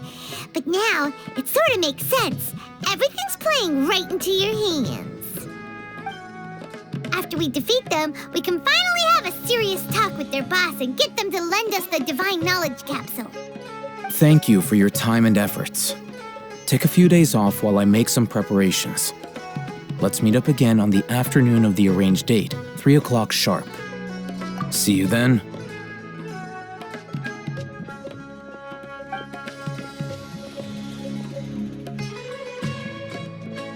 Al-Haytham sure is taking his time. Where could he be? Oh, there he is. Sorry to keep you waiting. Let's head to the pier in front of Pharos Lighthouse. Yep, let's go.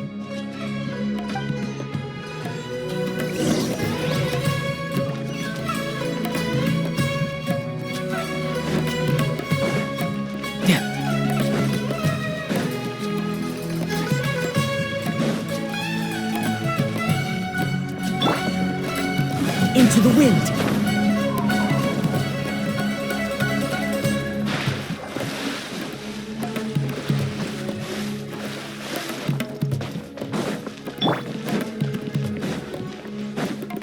No time to lose.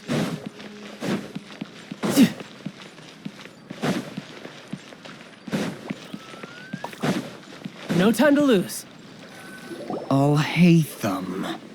I knew you were crazy, but I didn't know you were crazy enough to actually show up. It was I who demanded that these negotiations take place. I was more worried that you might go back on your promise. But to your credit, it appears that you're sticking to your word. This is turning into quite an occasion. I also brought some backup. I assume you don't mind.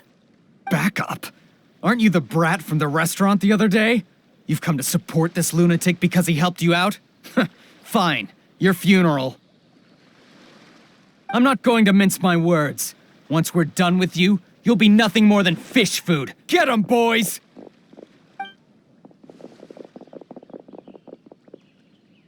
Uh-oh, here they come. Good luck, you two.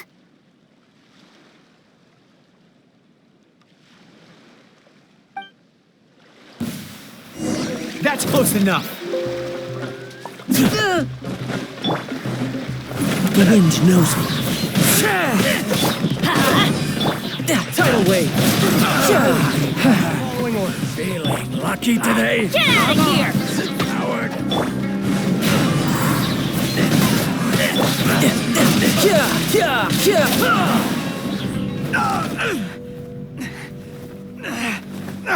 Academia scum!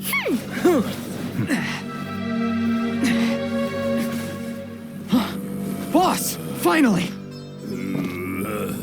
Did you use it? Great! Now we can...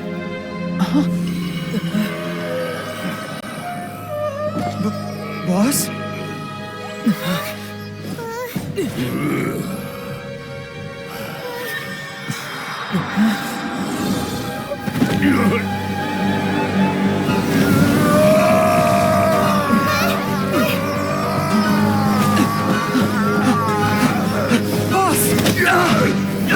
Boss! What's wrong? What happened to him? We have to cut his Akasha connection, now.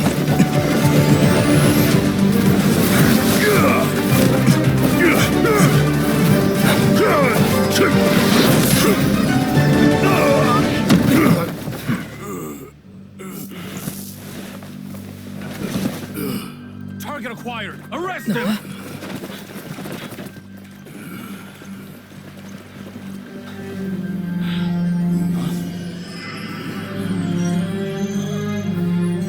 Do not impede our work. Is that understood, Al-Haytham? Of course. I was only trying to help. Take him away!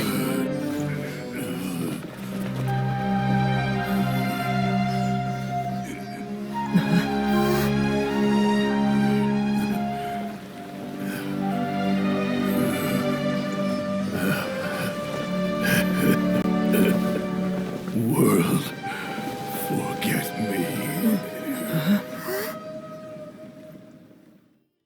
You won this one. What in Tibet just happened?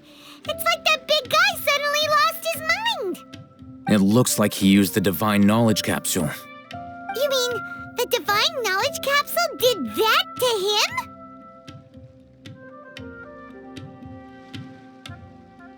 Oh, yeah. You mean how some researchers go insane after getting knowledge from Irminsul? I've heard of numerous incidents of researchers in Satyavada life going insane. The state that man is now in suggests that this is a similar situation. This Divine Knowledge Capsule does appear to be linked to the gods, but beyond that, it doesn't seem anything like the rumors suggest. Possessing it doesn't grant you divine wisdom or power. Did you hear what he said? World, forget me. What could that possibly mean?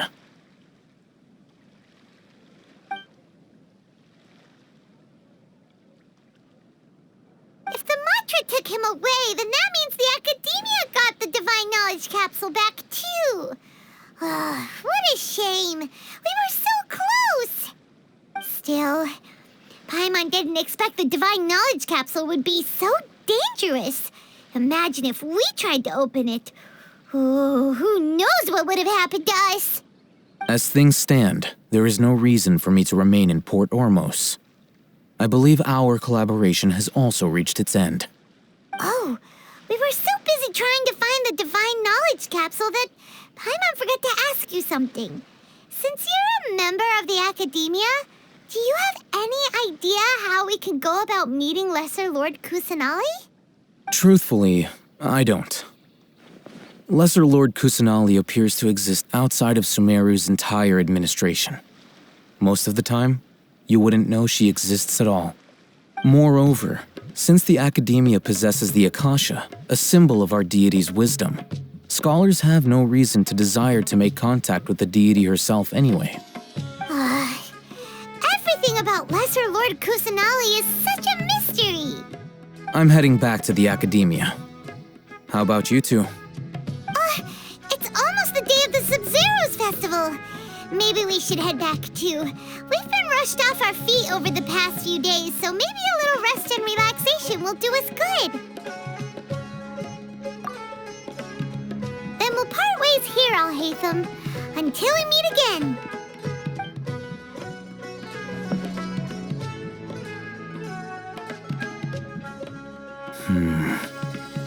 Now, do I deal with this thing first? Or should I produce the report that the higher-ups require?